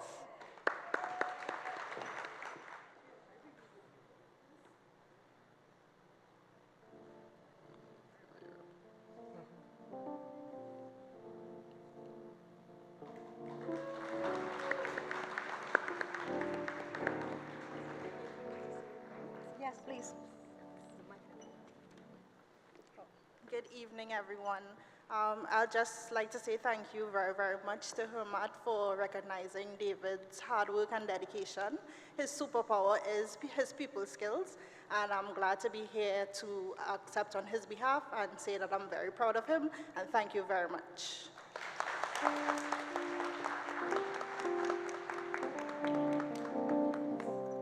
Hi, I'm David Roberts, Chief Executive Officer at TTT Limited. I am delighted and truly humbled to win the Gordon Draper Award for Public Sector Transformation in recognition of the work that I would have been doing at TTT Limited. I've been at TTT just over 2 years, and we have been doing a lot of phenomenal work. I met a lot of work taking place and was delighted and privileged to be able to continue the work that was ongoing. For us, it is very encouraging that external persons are recognizing the work that we are doing, operating in a very competitive market, but still ensuring that we move our brands forward and move our people forward. So for us, it is very encouraging, and for me personally, very, very humbling to be considered, shortlisted, and to win this award. So here at TTT Limited, our commitment to our people is paramount. We have invested in our people mainly through training. We have done training at the management level, in change management, and also in leadership. And we have also at our supervisory level ensured that we've invested in supervisory training, training the next level of managers for the company. Across the board, we've also invested in technical training to ensure that our stakeholders are better equipped to do the jobs that they're required to do. In addition, we have supported persons by virtue of celebrating various days, which are significant to us here in Trinidad and Tobago, and just really trying to engage in activities that will be geared towards boosting the morale of staff. Of course, during the COVID-19 pandemic, which was a very challenging time for us here in Trinidad and Tobago, we weren't able to shut down our operations because we were providing the very vital service of providing the information from the Ministry of Health and other state agencies. So we were sure to recognize our staff during this period and after, and continue to support them. We would have also introduced the Employee Assistance Program to ensure that those who were struggling with issues, either work-related or personally, would have been able to get the tools required for them to operate at an optimal level. So we have executed a number of initiatives, all geared towards improving our human resources and supporting our team members as they do their jobs and also in their personal lives. One other thing that has contributed to my success would be my mindset. So from joining the company, I genuinely believed that we could move the needle and we could move the company forward.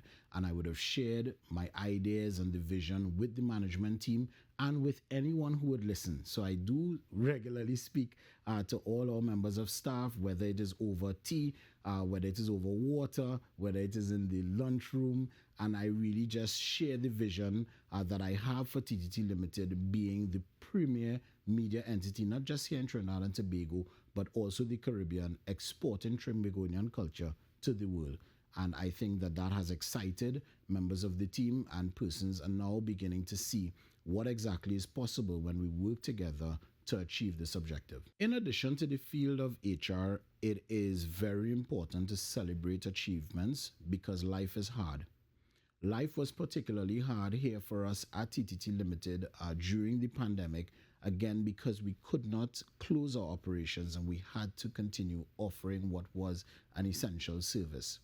So it is very important along the journey to your destination that you celebrate at every junction, that there is something to celebrate, to refuel yourself, to refuel the team, so that we are encouraged, knowing that we are moving closer and closer to our goals and that we are on our path to achieve success. Ladies and gentlemen, a round of applause to all of our awardees, to all of the recipients, and to everyone who came together tonight to celebrate the achievements of all HR professionals, as well as the companies shaping HR policies of the future.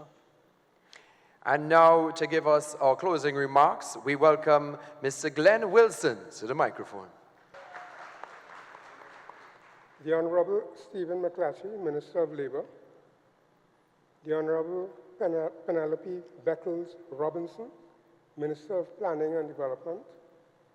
Ms. Karina Coburn, Country Head of the IDB in Trinidad and Tobago. Mrs. Cavell Joseph Saint-Omer, President of HRMATT, and members of the Board of Directors of HRMATT, HRMATT founders, inaugural awardees, sponsors, representatives, other distinguished guests, HRMATT members, supporters, and friends, members of the media, ladies and gentlemen.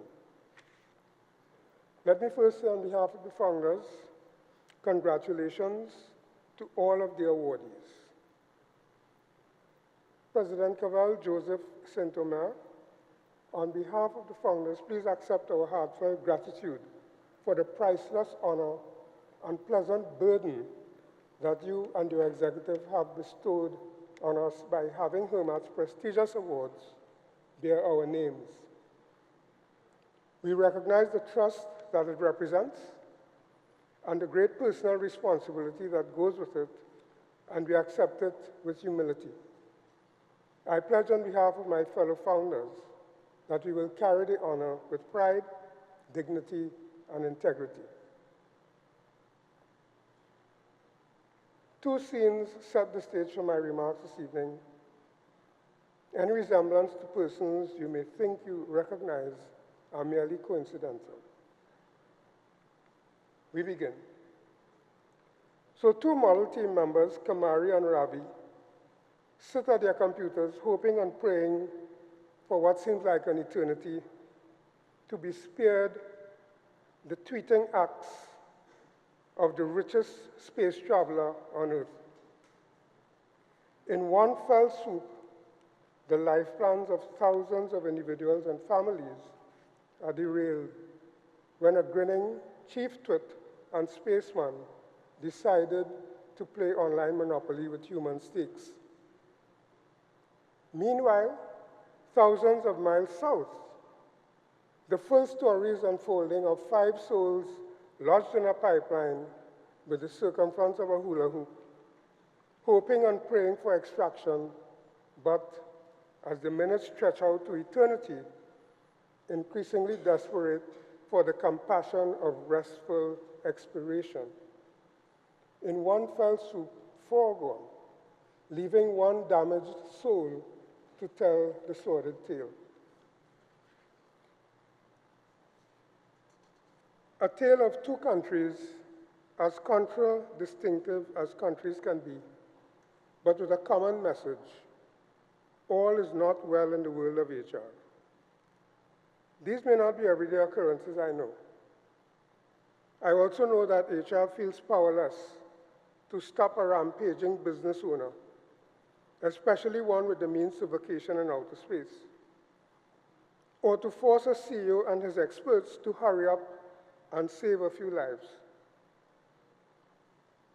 But I leave that discussion for another time. I merely want us to reflect on the fact that it is against that backdrop of what certainly walks and quacks like inhumanity, the very worst of HR, that we assemble this evening and have recognized and celebrated the very best of HR.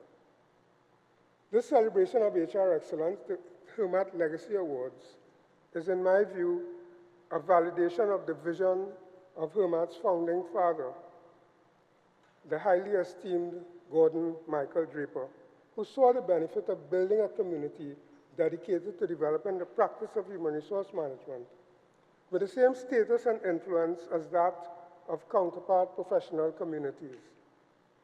And you know who we're talking about, right? The accountants and the lawyers and so on. He assembled a team of HR professionals in 1989, now called the Founders, to begin the process.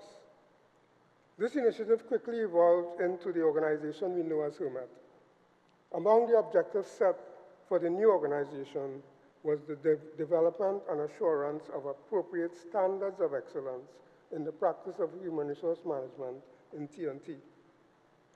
And that's why we, the founders, are very proud tonight to congratulate all the winners, and I say so again.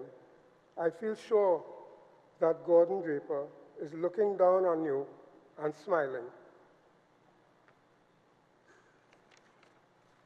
The Legacy Awards will hopefully cause those organizations and individuals that have transformed their HR capability into a credible and effective business partner to be discovered and recognized. The point should be made, though, that awards come at the end of the value chain. As a result of this initiative by HRMATT, a large gap is going to emerge between those who win awards and those who don't. Successfully bridging that gap over time should be the real end game. And what is the role of HRMATT here? Before I address that question, indulge me with a pet peeve. For more than 33 years, and that's the time that we have been here, the HR community has been advocating that to be effective, HR needs to have a seat at the board table. What's the status of that plea in 2022? The HR community is still craving that seat today, which suggests that we are still on the sidelines watching our counterparts play, but that is not quite the case. Human resources committees are now an established institution at most, if not all, state boards and at many enlightened private companies. And HR managers do contribute to the deliberations of those committees. Additionally, HR managers are now routinely invited to be involved in a company's strategic planning process. So, we now have that seat at the table. But rather than making HR more effective, from the continuing negative chatter that you hear about HR's performance, and we shouldn't hide it, it would appear that the seat is exposing the embarrassing fact that the problem was probably never the seat. We have much more work to do, friends, much more work to do. So, quo vadis? To treat with that question, I will pose a few of my own that may provide some direction for transforming HRMATT into an even more respected community of practice. But let me preface my remarks in that regard by congratulating the current executive on a job well done.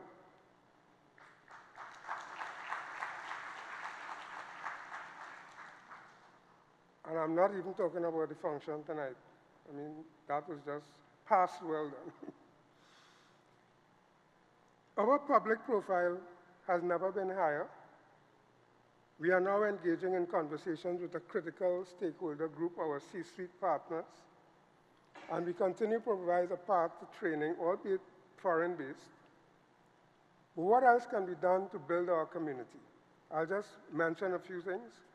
I think Ms. Coburn did an excellent job of laying out the agenda for us for the future, and I commend it to us. But some of the things, professional standards manual or HR code of practice, we need that if we are to be on par with some of those other communities of practice. Professional licensing and accreditation has to come at some point. You know, we have too many people out there saying that they are HR people and HR this and HR that. Are we educating members on recent and emerging HR-related topics? And we heard from both Honorable Mr. McClatchy as well as Ms. Coburn on those matters. Are we working, do we have a strong, easily accessible mentorship program for members? We must have that. Are we working with our tertiary institutions to create what I call a homegrown professional development program? We heard a lot about Coursera, and some of us, I have colleagues here who I know are using Coursera, and so on. But we're talking about a collaboration, and using all of those available platforms, etc., to build something for ourselves. What about auditing services? What about research fellowships? Are there stakeholders who would partner with us to do research? Research is lacking, sorely lacking. And these days we're talking about analytics. You know, we have to use the foreign examples all the time. Let us get some home-based research fellowships and so on going. What about our social media presence? How would it be rated by an independent analyst? And do we have a strategic plan to ensure financial sustainability? We could not have paid for this function 33 years ago. If we can today, that's great. I see we have sponsors, so that may have helped. The answers to those questions will tell us how prepared we are to satisfy the fundamental requirements for building our community of practice as per the founding objectives of HRMATT, and to respond to the avalanche of genuine interest that may well be unleashed by HRMATT's challenge to the local HR community here tonight. As I close, I must make it clear that founders alone do not a 33-year-old legacy make. 33-year-old legacy. We played our part, but over the years, various presidents, executive teams, and volunteers have developed our offspring into a respectable adult. I must warn you, though, that somewhere in the mid-90s, HRMATT was on life support. It can happen again. President Kirk Noel had to dig deep to find the resilience to sustain it until President Amos Hirai came along.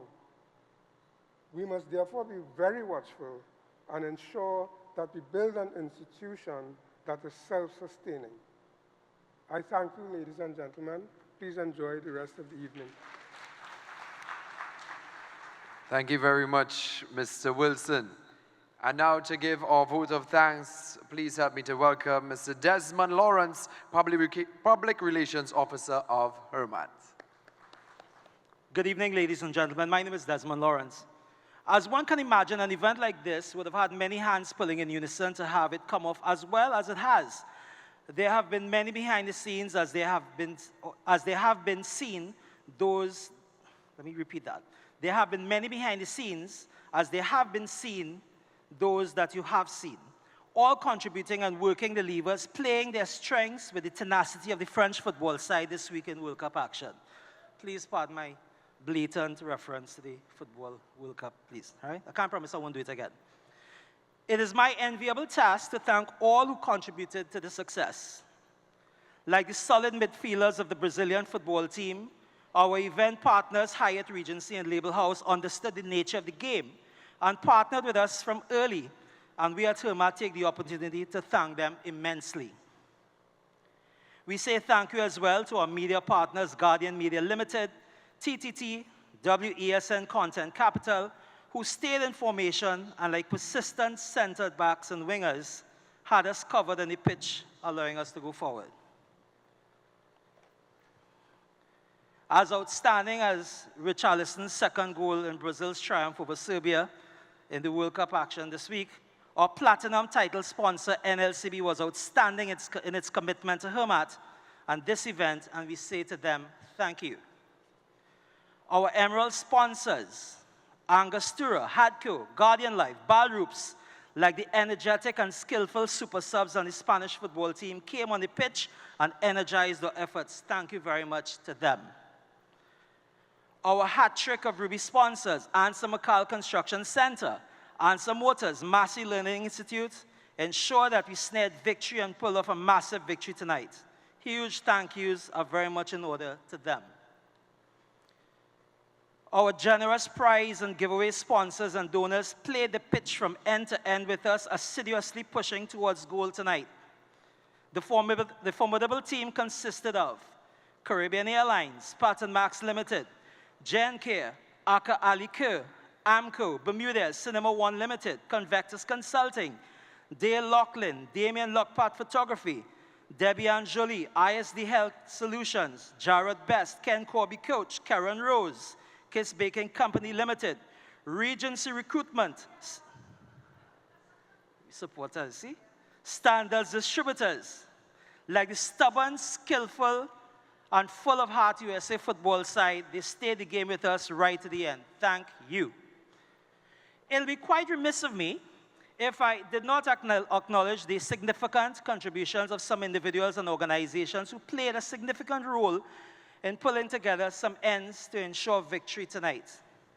Arthur Lewis, Anthony Chowlinon, Nivek Decor, Damien Lockpart Photography, Ebony Bell, Media 21, New FX, Christopher Edmond. Their significant assistance in tonight's efforts is akin and comparable to Louis van Gaal's efforts with the Dutch national football team. Thank you. As the powerful English defensive backline have been doing for the Three Lions in this World Cup tournament, our featured speakers held our back. The Honorable Stephen McClatchy, Minister of Labour. And of course, our featured speaker, Karina Coburn. Hannah, that's a powerful backline, you don't think? Yeah, for sure. Like Cristiano Ronaldo is to any chance of World Cup success for Portugal in 2022, our hosts this evening were to the success of tonight's event. Thank you to our anchor Williams of TTT for the marvelous job you did at the pre-show interviews. And of course, we owe a huge debt of gratitude to our event hosts, our wingers, Hema Ramkisoon and Rome. They did a good job, eh? Yeah, man. Our performers and entertainers tonight are world-class and worthy of the World Cup when it comes to performing. Lois Lewis and the band Segway, thank you. Dr. Len Bugsy. Dr. Len Bugsy Sharp and his ensemble, thank you. Zakia Gill, thank you. And my Ojo brother, who you will see in a little bit, Second Star, thank you, thank you, thank you. There are some other media entities that saw World Cup potential in HRMATT's efforts and significantly assisted us in our quest to highlight and to honor significant, exemplary, and the strategic importance of the HR profession tonight by highlighting us and interviewing us. Much thanks go to CCN TV6, the Morning Edition team, the Trinidad and Tobago Radio Network, Ojo World, namely Star 94.7 HD, and Music for Life 107.7 FM. Thank you to our central midfield marquee player and home of HRMATT's radio program, HRMATT Speaks Digital Radio 102. Thank you to our founders, Corinne Jones, Glenn Wilson, Lisa James, Anthony Watkins, L. Anthony Watkins, Maxine Barnett, and the late Gordon Draper. We stand on your shoulders. Thank you for the legacy. We would also like to thank all past board members and committee members of HRMATT who are sitting in the room, and I'm seeing so many of you. We also stand firmly on the ground that you've so well sown for us. Thank you very much. All right, nearly finished. Now, if you'll permit me, ladies and gentlemen, before I officially end my vote of thanks, I think I need to say thank you to HRMATT. Like Lionel Messi is to Argentina, so too are HRMATT's volunteers to HRMATT. They are the lifeblood of what HRMATT does, so thank you to all of HRMATT's volunteers. So thank you to all of HRMATT's hardworking committees, the editorial committee, the education committee, the advocacy committee, tonight's event committee, and of course, my very prolific and astute public relations and marketing committee. I would like to say a very special thank you to my colleagues on HRMATT's board of directors for pulling tonight off in spite of the few obstacles. Listen, let me just divulge this. I have learned that there's nothing like working with 7 brilliant, driven, quietly assertive, strategically minded women who always keep me on my toes. To the point that sometimes I have to find myself playing catch-up. Unashamedly, I admit that. Thank you, ladies, Cavell, Lara, Antonia, Sarah, Kimberly, Alsha, and Michelle. And lastly, to the real MVPs, the fans. Thank you, ladies and gentlemen, for coming out this evening, for understanding the strategic role HR plays in organizations, the role that they play and they can play, and for recognizing HRMATT as the voice of HR, as a worthy vehicle via which national development can take place through people. Thank you, thank you, thank you, thank all of you. We won the World Cup tonight. Ladies and gentlemen, I know it has been a wonderful evening. Thank you to all of our guests. Thank you to all of our event sponsors, our hosts. But Rome, I know we have a whole set of exciting prizes coming up as well, right? Yes, we do have some door prizes. So we would ask each of you to just take a look under your seats to see if you're a winner of the door prizes. Just take a feel. You feeling it? All right, you feeling anything? Right, it should be cobweb. We're just checking to make sure. Just checking, yeah. You're still moving and alive and kicking. Preparing you for the next part of the show. All right, so we do have door prizes. So we would ask you to check your phones though, because our webmaster would have sent the prizes to your phone. So everyone would have checked their phones to see if you are a winner. You should have received a text message to let you know you're a winner. And we're going to call out our sponsors and our winners here. And we're asking all of our sponsors to send a representative backstage where we get some pictures and our winners at the end of this evening's proceedings to find yourself backstage as well to win your prizes and to take pictures with our sponsors. So I would start with our first door prize winner, who would receive a copy of a book from Aka Ali Kerr. Ladies and gentlemen, make some noise for Maxine Barnett. A lot of winners tonight, so it's a lot of cheers. You know, we'll do that. I also want to say, ladies and gentlemen, we have some hampers to give out, and this is courtesy AMCO. And get ready for this. The winners are Joanne David, Lisa James, Atiba Cadell, and Sharon Sinanan. Do you need me to repeat that again? I think we got that. You know you're getting a hamper, and it's all courtesy AMCO. And receiving a magic bullet, courtesy Standard, Avalon Jackson. And also keeping with all of the celebration, we want to thank Bermudez for our next 2 prizes. And the winners are Danielle Bagaloo and Joelle Rees. Excited there for the Bermudez hamper. And receiving hampers from the Kiss Baking Company, Georgia Donaldson and Nicole Reyes. And our final set of prizes, but definitely not the last treat for this evening. We want to thank Cinema One for these tickets, and a lot of good movies are coming out. And they receive tickets definitely to any movie of their choice. And this goes to Ryan Roper, Shanice John, and Renelle Joseph Pear. So definitely come collect all of your prizes backstage. We want to invite the company reps as well, and there's a big photo op as well to take place. Yes. So ladies and gentlemen, we have come to the end of this evening's proceedings. We want to thank you all very much for joining us. But don't go anywhere because the floor is now open. Our bar is open. We have some drinks, we have our DJ, and we have some live entertainment here for you.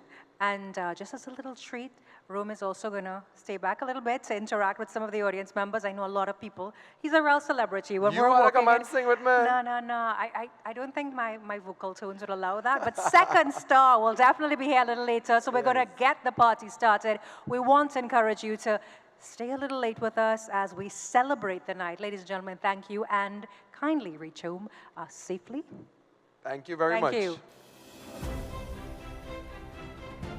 Celebrating legacy and excellence. This has been the HRMATT Legacy Awards.